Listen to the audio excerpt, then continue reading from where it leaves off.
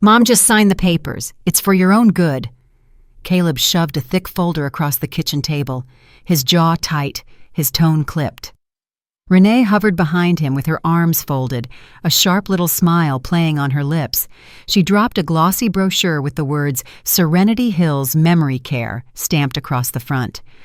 I stared at the papers at the pen they had set in front of me like a weapon. My heart raced. My own son, my flesh and blood, was telling me I was no longer fit to live in my own home. Renee leaned in, her perfume heavy, suffocating. You keep forgetting things, Eleanor. You left the oven on last week. What if the house burns down? We're only trying to protect you. Her words were smooth, but her eyes glittered with something colder than concern. Caleb pressed his hand against the folder. This is a guardianship petition.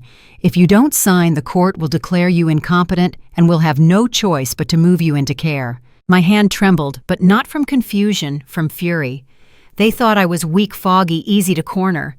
I clenched the pen, but I didn't put it to the paper. I lifted my eyes to meet theirs. My voice came out low, steady.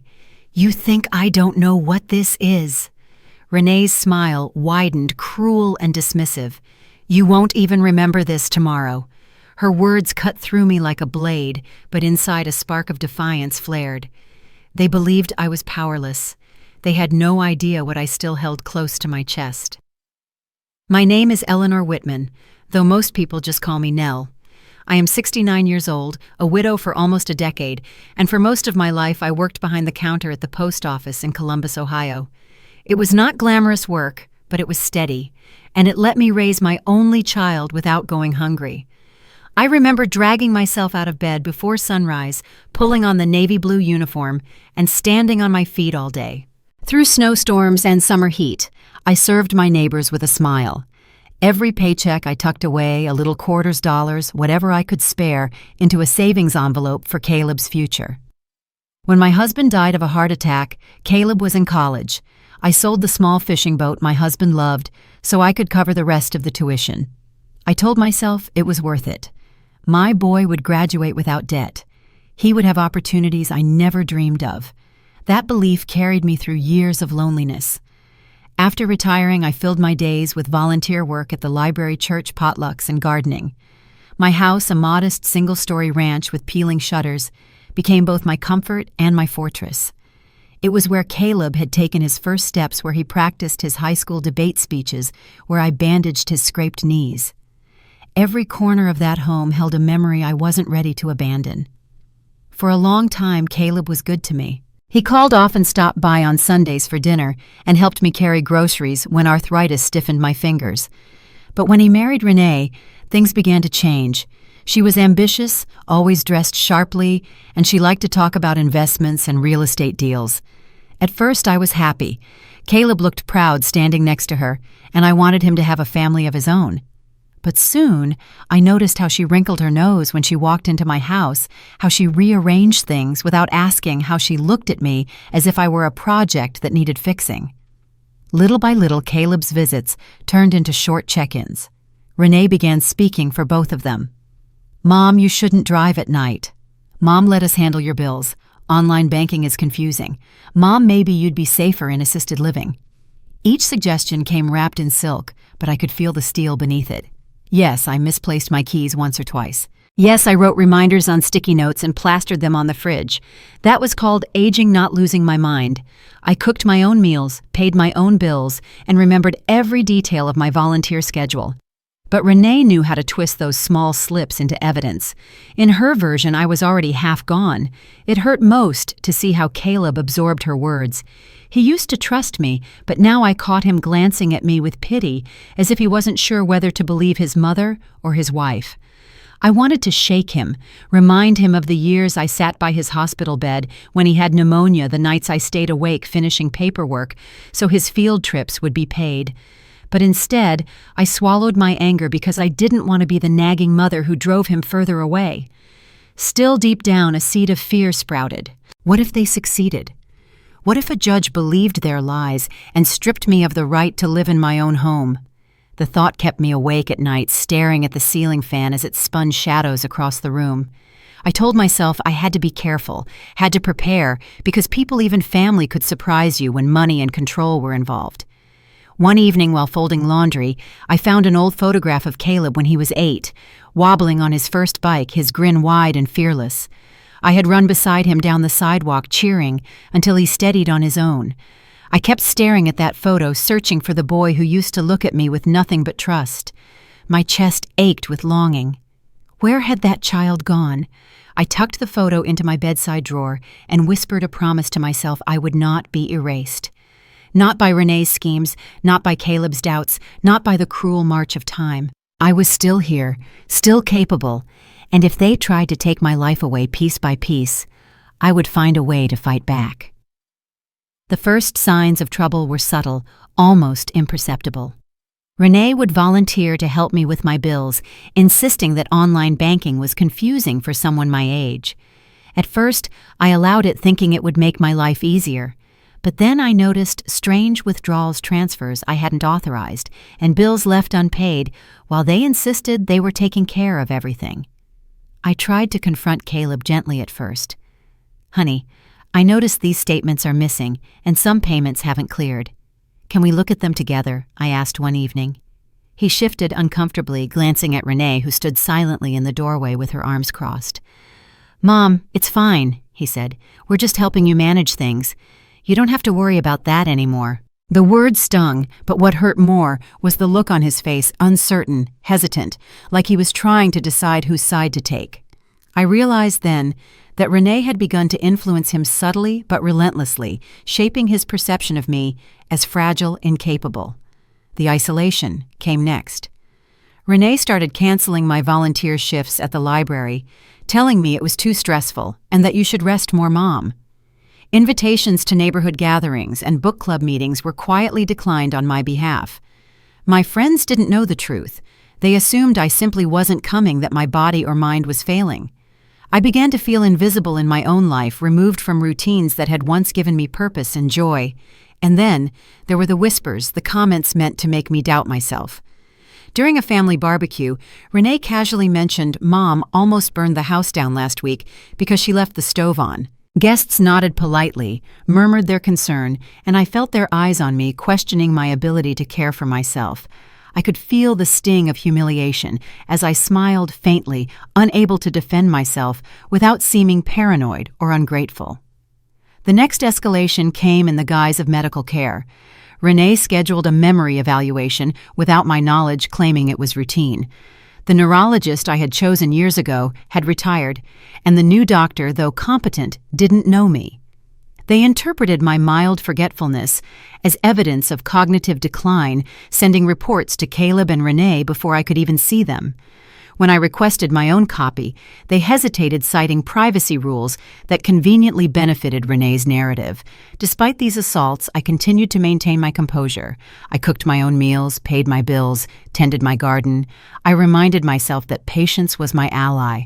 Each slight, each maneuver I cataloged in my mind, building a quiet dossier of every manipulation, every half-truth, every attempt to paint me as incapable. Then came the papers. One Thursday afternoon, Caleb arrived at my door, with Renee trailing behind, carrying a thick folder of documents. "We need you to sign these," he said. "It's just paperwork for a nursing home.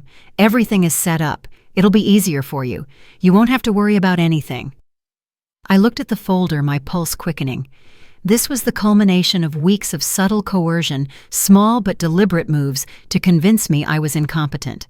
Renee's expression was calm, almost clinical, her eyes scanning my face for any sign of submission. Caleb's hand hovered over the papers, as if guiding me toward surrender. I took a deep breath, feeling the familiar spark of defiance ignite within me. "I will not sign anything without my attorney present," I said. My voice was steady, firmer than I felt inside. "And you know that." Renee's smile tightened. "Attorney? What attorney?" she asked, her tone light but venomous. "You don't need anyone else. This is just for your safety." Caleb looked uncomfortable, caught between his wife's coercion and his mother's firm resistance. The weight of history pressed on me, the years I had sacrificed, the nights I stayed awake, making sure he had everything he needed, the countless small acts of care that had built him into the man he was. How could he not see that this attempt to control me now was a betrayal of everything I had done? In the following days, the pressure increased. Renee scheduled what she called a facility tour, but it was really a ploy to get me to appear compliant.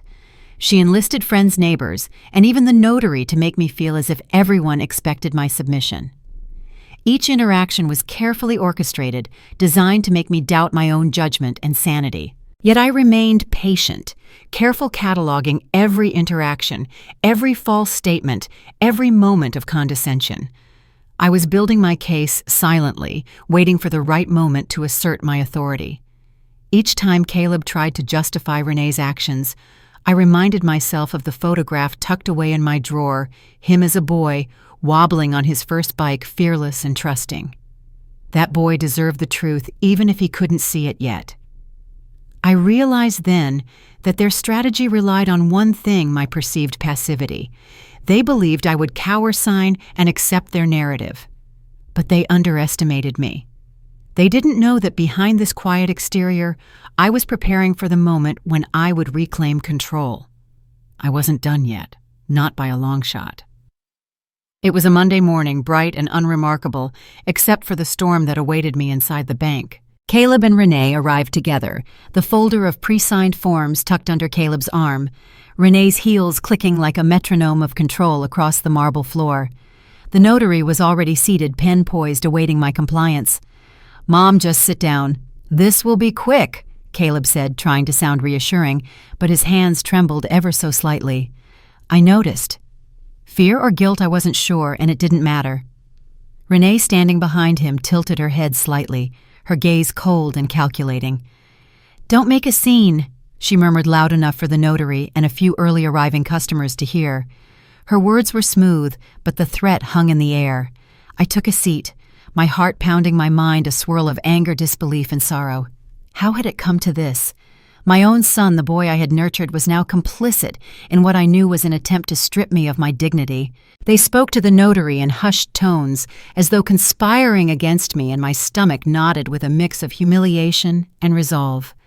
Caleb slid the folder toward me. "Here it is, Mom. Just sign," he said, his voice shaking. "It's for your safety." I picked up the pen, feeling its weight in my hand. It was supposed to symbolize my submission, my consent to their narrative. My pulse thrummed against my temples, and I could feel the gaze of the few customers present, sensing the tension, curious, perhaps judging. Before I sign anything, I said, my voice steady, despite the chaos within, "I want to clarify a few things." Renee raised her eyebrows, a smirk playing at the corner of her mouth. "Clarify what?" she asked, her tone deceptively casual. "First, let's review the claims about my mental state," I said. My words were measured precise. "I understand there's a report evaluating my capacity. May I see it?" Caleb's hand faltered over the folder. Renee's smirk faltered for a fraction of a second. It's already in the folder," Caleb mumbled, glancing at her for guidance. I opened the folder carefully and withdrew the report. My eyes scanned the pages, though I had memorized the key points already. Dr. Helen Ames, neurologist, had found me fully competent in every aspect of daily function, memory, and decision-making. My handwriting calculations and judgment were all intact, unquestionable evidence that I was capable of managing my own affairs. I placed the report on the table. "So according to this, I am competent." "Correct." Renee's eyes narrowed. That doesn't change anything," she said, her voice tight. "Actually, it changes everything," I said, and I could feel the shift in the room. The notary, who had been leaning forward expectantly, paused, pen hovering in midair. Caleb's face turned pale. I reached into my coat pocket and pulled out a manila envelope. "And this," I said, laying it before the notary, "and my family contains my revocable living trust fully executed weeks ago, with a trustee independent of any family members, as well as my financial documents. Everything is legally protected." Renee's jaw dropped slightly, and I noticed a tremor in Caleb's hand. They hadn't anticipated this, couldn't have. Every maneuver, every whispered suggestion of incompetence had been countered before they even realized it. I leaned back in my chair, meeting their eyes. Any attempt to coerce me into signing anything against my will now be documented, and any further misrepresentation will be addressed through legal channels. My voice was calm, but it carried the weight of years of preparation, patience, and silent resolve. The notary cleared his throat, finally setting the pen down. "I think we should pause here," he said, glancing between the folder and the evidence I had just presented. Caleb opened his mouth, then closed it. Renee's face was a mask of disbelief and fury, her carefully constructed control crumbling before her eyes. For the first time in weeks, I saw hesitation, fear, and realization, the acknowledgement that I was not and would not be their pawn. I folded my hands in front of me, my pulse gradually slowing as the tension in the room shifted. My home, my autonomy, my life were still mine. And for the first time that morning, I felt the pure, quiet thrill of victory, not over them personally, but over the injustice they had attempted to impose.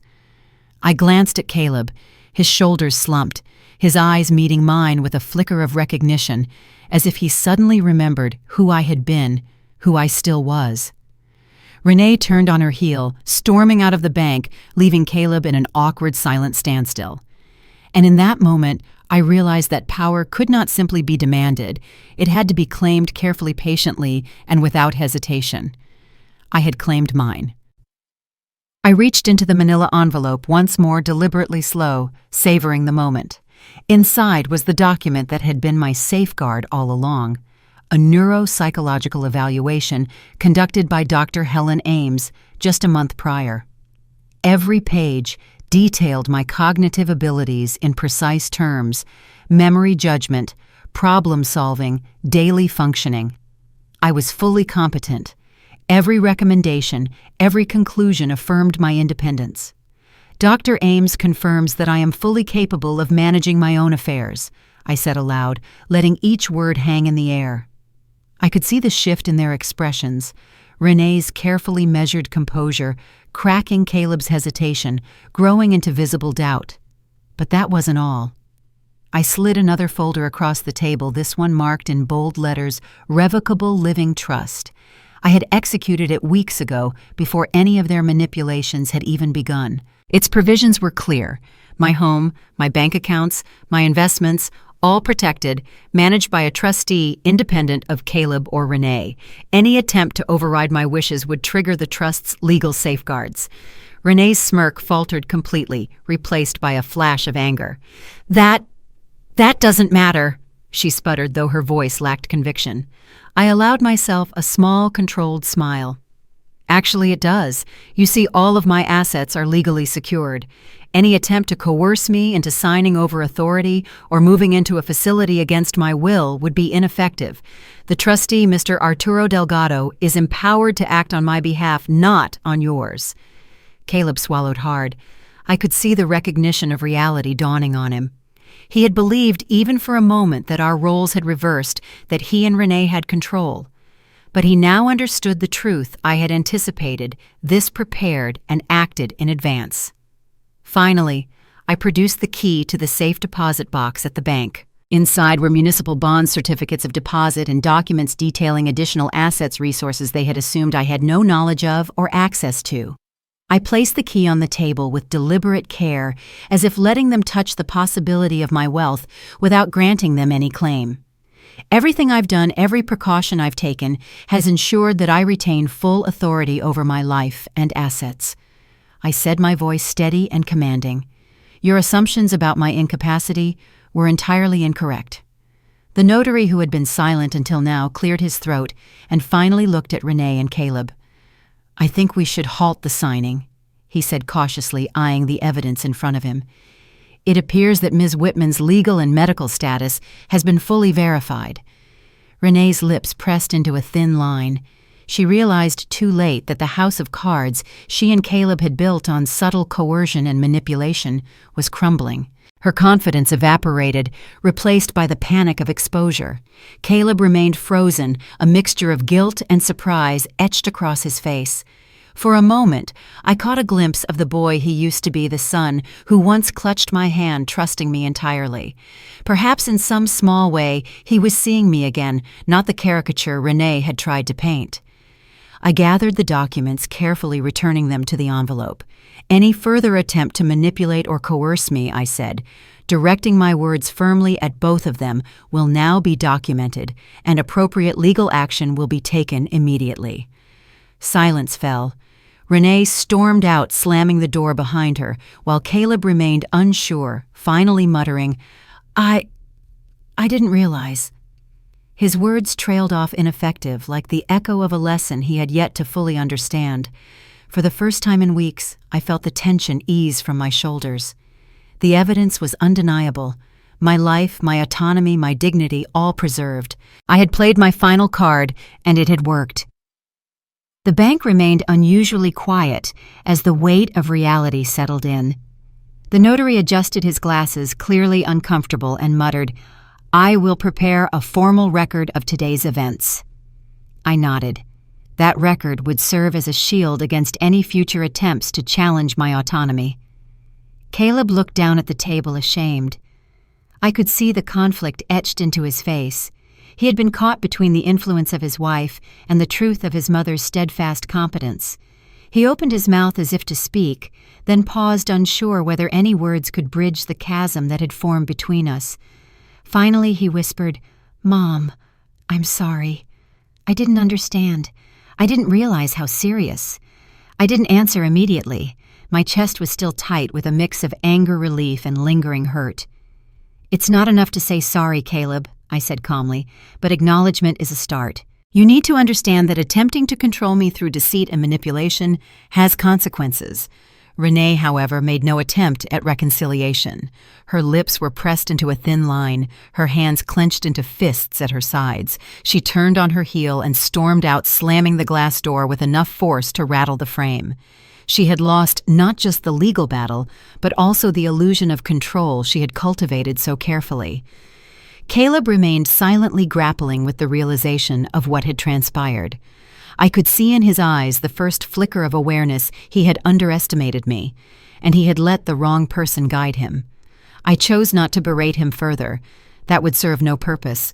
Instead, I offered him a path forward, contingent on honesty, respect, and acknowledgement of boundaries. "We will move forward, Caleb," I said, "but on my terms. That means respecting my decisions, my home, and my assets. You will not interfere, and you will not allow Renee or anyone else to coerce me again." He nodded, a mixture of relief and remorse in his expression. "I understand, Mom. I promise," he said quietly. I turned to the notary and trustee, confirming that all legal protections were in place. The revocable living trust, the neuropsych evaluation, and the secure assets ensured that my independence could not be challenged without substantial documented cause. The notary confirmed he would include a full account of the attempted coercion, providing further protection against any future disputes. Back at my home, the atmosphere was calm, a stark contrast to the tension that had filled the bank. I closed the door behind me and allowed myself to breathe fully for the first time in weeks. The house still smelled faintly of Renee's perfume, a reminder of the intrusion, but it no longer represented control. It was simply another obstacle I had overcome. I tended to my garden, pruning the roses and trimming the hedges, each careful cut symbolic of reclaiming the boundaries of my life. The sunlight fell gently across the yard, illuminating the familiar paths I had walked for decades. I realized that this victory was not just legal, it was emotional. I had asserted my autonomy, protected my dignity, and reminded my son and daughter-in-law that I would not be manipulated or erased. Over the following weeks, I established clear rules for any family interactions. Visits would be on my terms. Discussions about finances would involve my attorney and trustee, never Caleb or Renee alone. I even sought a small amount of therapy to process the emotional strain to ensure that I could face any future attempts at coercion with clarity and strength. Caleb gradually began to respect these boundaries. He visited occasionally, now more mindful, more reflective. He apologized multiple times, acknowledging the subtle ways Renee had influenced him. I accepted his apologies, but I remained firm. Forgiveness did not erase the lessons learned. As for Renee, she maintained distance, clearly aware that her previous tactics had failed and that any future attempts could result in legal consequences. the dynamic in the family shifted. I was no longer a passive figure at the mercy of others' whims. I had reclaimed my voice, my authority, and my life. Through all of this, I recognized the deeper truth being older did not mean being powerless. Knowledge, preparation, and patience were my weapons.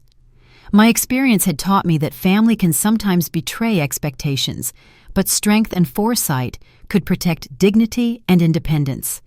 The battle had been exhausting, but it reaffirmed the values I had lived by: prudence, integrity, and resilience. As I looked out the window at my garden, I felt a quiet satisfaction. The confrontation had passed, the threat neutralized, and the future secured. For the first time in weeks, I felt genuinely free, knowing that I had navigated treachery with intelligence and grace.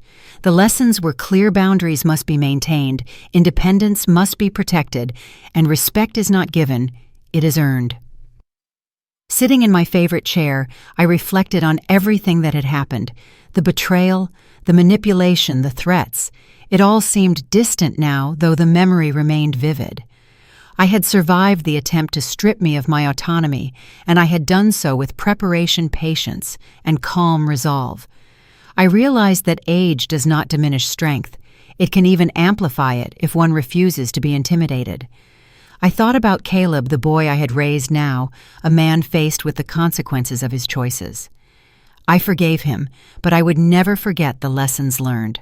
Trust must be earned, respect cannot be assumed, and independence must be guarded fiercely. My home, my decisions, my life, these were mine and mine alone to protect. The experience reinforced a truth that many overlook: family is not always a guarantee of safety or loyalty. Sometimes those closest to us may act out of greed, fear, or misguided intentions, but knowledge, foresight, and courage are shields that even the most subtle manipulations cannot pierce. I rose from my chair and walked to the garden, the sunlight warming my face. Life was still beautiful, still full of choice. I had reclaimed my dignity, my authority, and my peace, and I knew without doubt that no one could take them from me again. Independence is a gift, respect is earned, and in every stage of life we must fight to preserve both, no matter the odds.